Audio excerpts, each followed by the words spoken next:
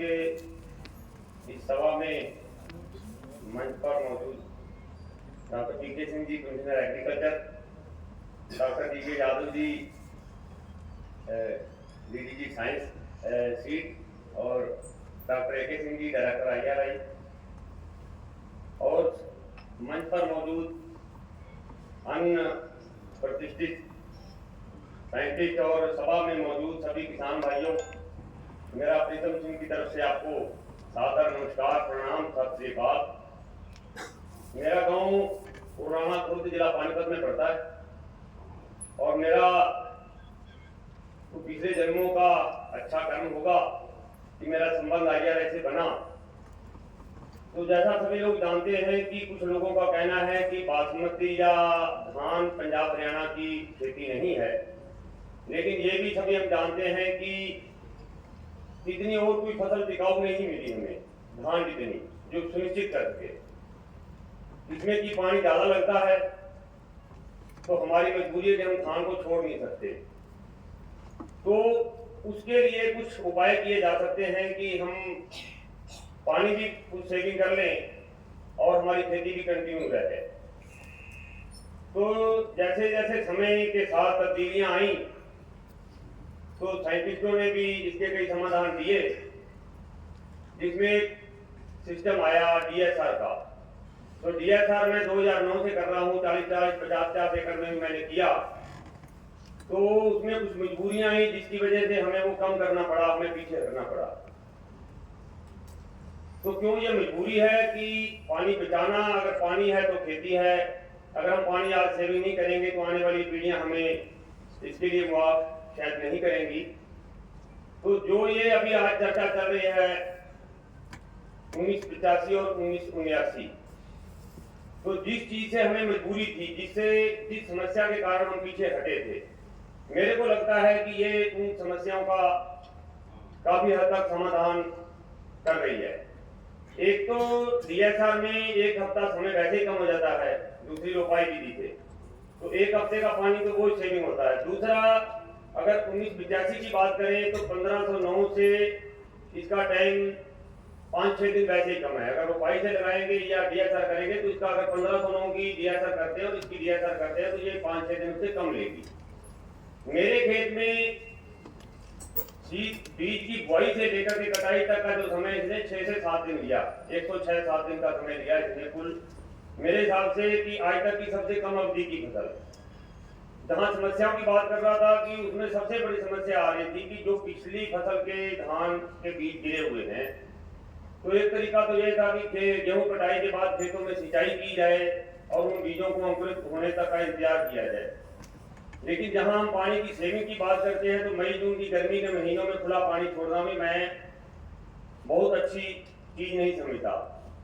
तो उसके लिए ये बीज है, हमें फिक्र नहीं कि कितने भी उगेंगे उसमें। जब हम इसमें मेजाथाइपर की स्प्रे करेंगे तो इस फसल को छोड़ के बाकी सारे के सारे 100% में दावे से कह सकता हूँ कि 100% दूसरे उगे हुए धान उसमें खत्म हो गए।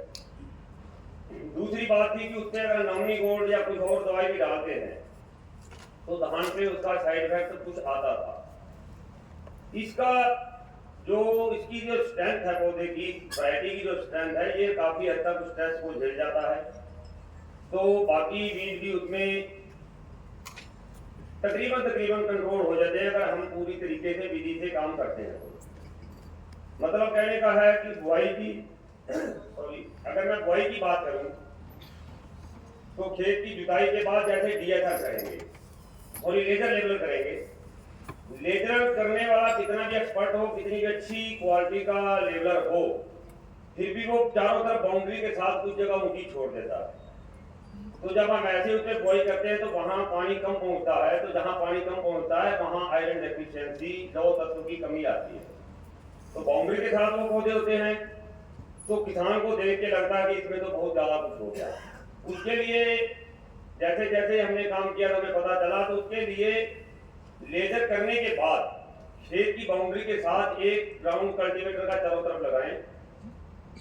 उसके बाउंड्री के साथ जहां मेड़ कमजोर है मिट्टी ऊपर चढ़ा दें, अगर वहां चढ़ाने की जरूरत नहीं तो थोड़ा थोड़ा मिट्टी वहां से चारों तरफ बाउंड्री से पीछे हटा दें, ताकि खासा ऊंची जगह ना रहे।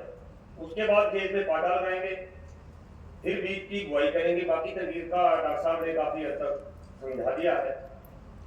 तो 400 ml जैसे मैंने दवा यूज की मेजाथाइपर, और बुआई के तकरीबन 20 दिन 22 दिन 2-4 दिन ऊपर नीचे भी हो गया मेरा, तो बल्कि पीछे बरसात ज़्यादा हो गई थी, एकदम से पानी आ गया तो पानी निकलते टाइम लगा।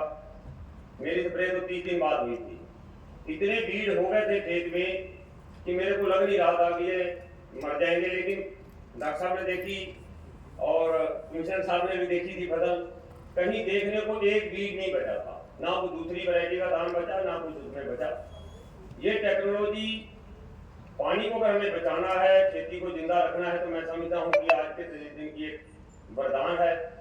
पैदावार की बात करें, 1985 की मेरे खेत में DSR विधि से 27 कुंटल हाथ का कटा हुआ क्लीन किया हुआ वजन, कंबाइन का नहीं मैं बता रहा हूँ, मोस्टर वाला नहीं कह रहा हूँ, जिसमें 11 या 12 मोस्टर हो सकता है हाथ के कटे का, सफाई करके जो मैंने वजन लिया 27 कुंटल DSR का, 14 जून को मैंने बोया था और 1-2 अक्टूबर को कट गया था मेरा। हाथ से कटाई करके उसको जराई करके पंखा लगा के जो मैंने 27 कुंटल का पैदावार लिया। इसी तरह 1979 का मेरे यहाँ 23 से लेकर 23.5 कुंटल के बीच में उसका उत्पादन आया। उसका जो समय 11-21 से कम है, एक हफ्ता, इसका भी 1500 से एक हफ्ता कम है। जो किसान भाई आलू की या सब्जी की खेती करते हैं उनके लिए तो वरदान है ही है। अगर खेत में कम समय लेगी तो पानी की भी बचत होगी। ये मेरा एक्सपीरियंस है। अगर किसी भाई ने कुछ सवाल पूछना हो तो बेझिझक पूछ सकता है इसके बारे में। मैं अपना नंबर बोल देता हूँ, किसी भाई को यदि ऐसा करना है, कभी भी जरूरत पड़ेगी तो आप संपर्क कर सकते हैं। 94 167 35 898 मेरा फ़ोन नंबर है। कभी भी 24 घंटे में कोई समस्या आती है आप मेरे को कॉल बेझिझक कर सकते हैं, मैं अपने एक्सपीरियंस के मुताबिक बता सकता हूँ। बाकी इन्हीं शब्दों के साथ मैं IRI का पुनः धन्यवाद करता हूँ कि जिन्होंने हमें इस लायक बनाया कि हम इस मंच से 2 शब्द बोल पा रहे हैं। तो सभी का धन्यवाद, नमस्कार।